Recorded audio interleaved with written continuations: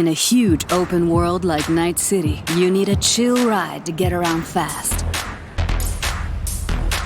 And in Cyberpunk 2077, there are tons of cool vehicles to choose from. Get this. 4-liter engine, 6-cylinder, goes from 0 to 100 in 3.2 seconds. You fucking believe that?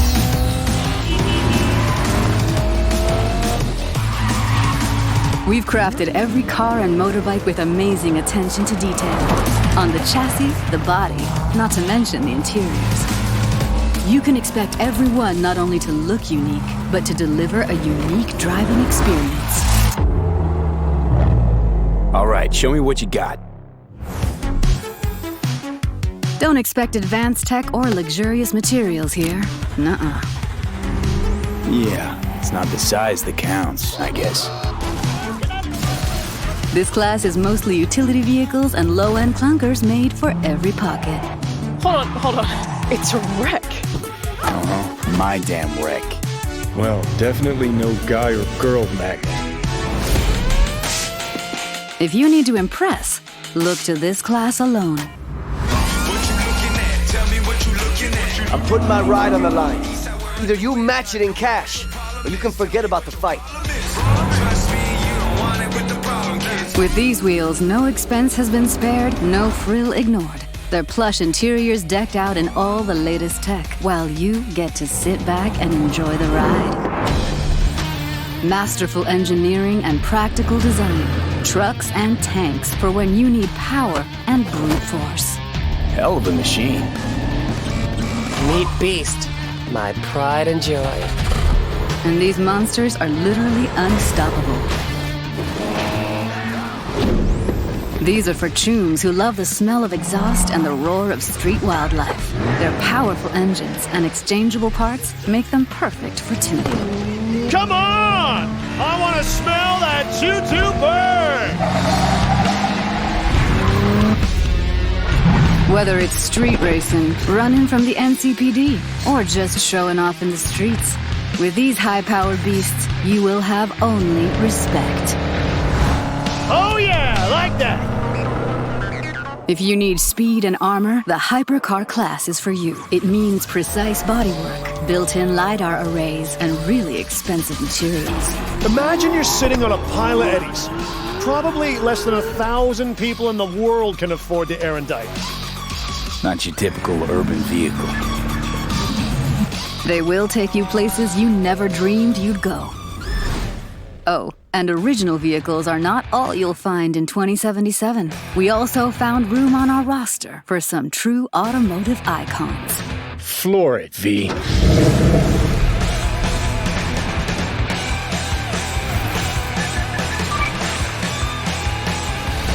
Paul, thank you so much for joining us. I think it's fair to say we've come a really long way from Roach in The Witcher, so there's a lot to talk about.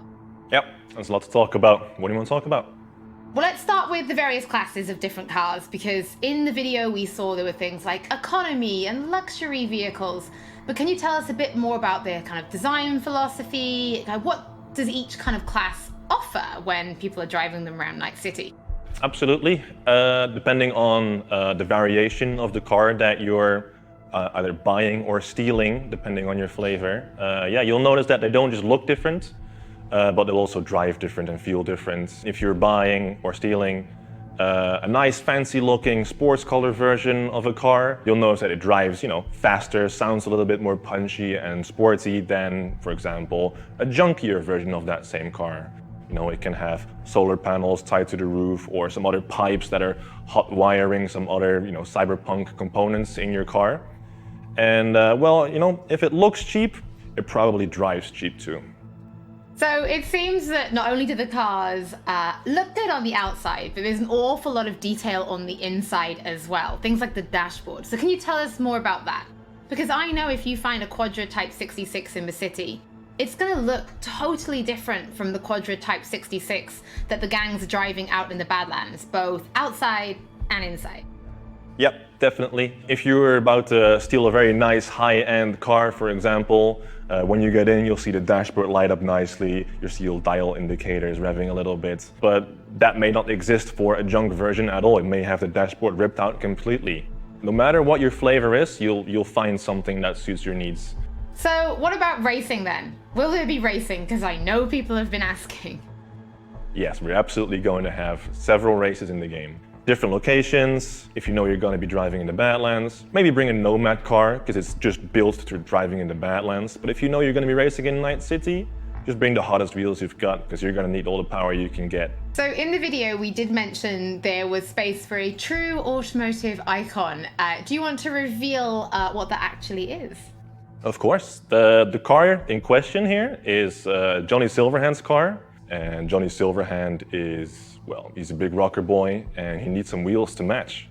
So we gave him a 911 Porsche from 1977, which means in 2077, Johnny's car is going to be exactly 100 years old.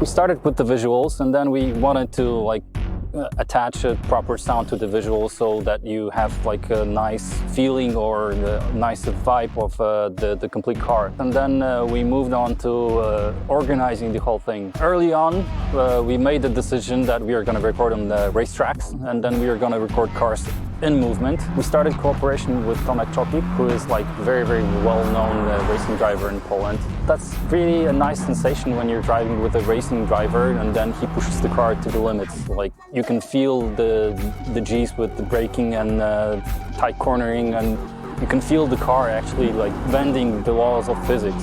We wanted to record a broad spectrum of cars, so we started with the powerful muscle cars, and then we went to more screaming tuned V6s, inline 6s, and then we went to V10s. We wanted to grab the off-road cars. We of course grabbed some drift cars, just to have the more aggressive character in the cars.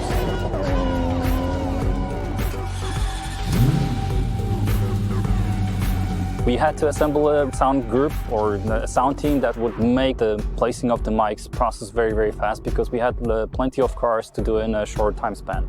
We had the team of mechanics from a rally team, and they helped us immensely.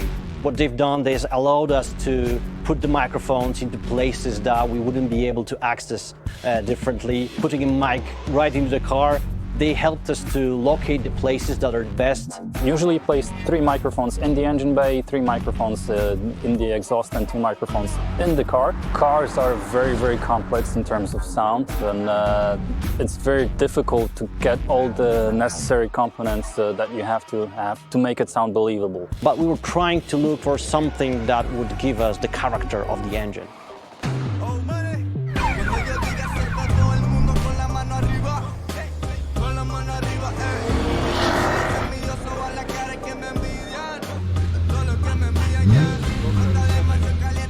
We wanted to use normal organic electric engine that you could actually have in the nowadays car. We didn't want the engines to be futuristic sci-fi-ish sounding. We want them much more organic, much more down to earth, something that would represent the combustion engine. And on top of that, we added small elements like the futuristic horns or like a futuristic UI of a car. It makes you feel like you are in a car of the future, and some car might talk to you, other car might have blips and bobs that will make you feel like you're in a futuristic vehicle.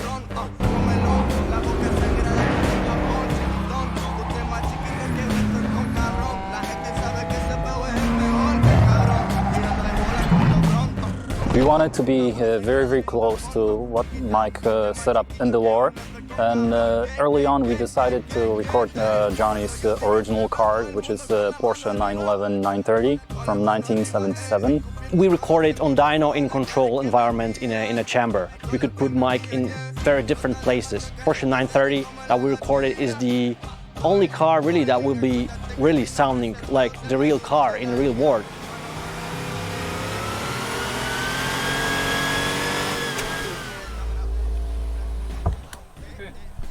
We recorded more than 40 vehicles. Not often do we record so many vehicles for a game that is not really a racing game.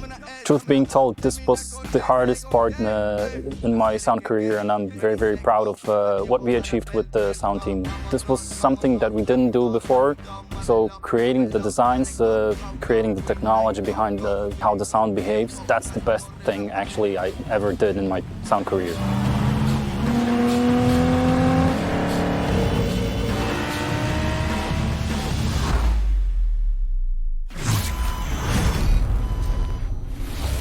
There has been a lot of talk about cars so far, so let's take a look at another collaboration. This time with Johnny Silverhand. I mean Keanu Reeves.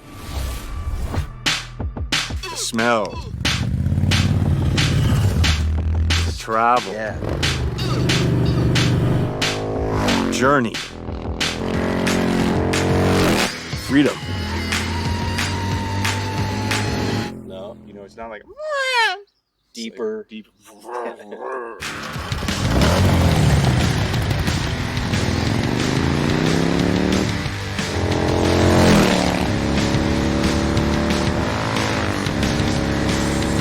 I'm Gard Hollinger. I'm Keanu Reeves. And we're here as representatives of Arch Motorcycle, and we're doing some audio recording for Cyberpunk 2077.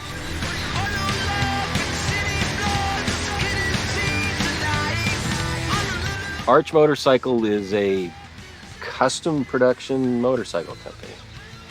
What's unique about it is that the motorcycles are built on a production platform, but each one is designed to be able to be personalized for each customer.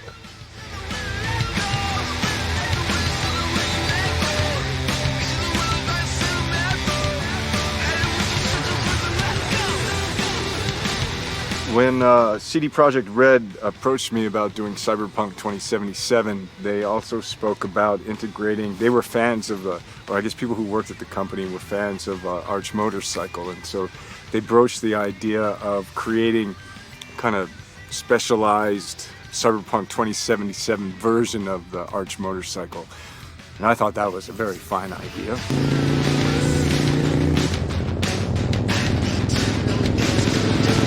We have a motorcycle we've designed and we've been developing called the Method 143, and so that I think in particular was a creative inspiration for the designers. So they sort of used that as a basis and then went further. So it has a totally different, crazy looking power plant.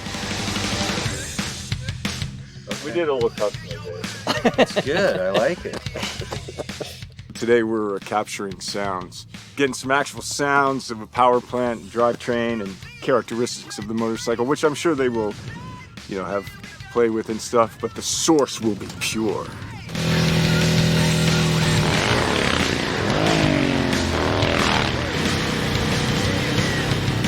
It has a sort of a racing engine in it compared to our production motorcycles. It has a dual exhaust system.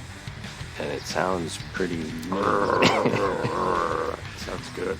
I could definitely blindfolded tell that that's the Method 143-ish sounding motorcycle, yeah.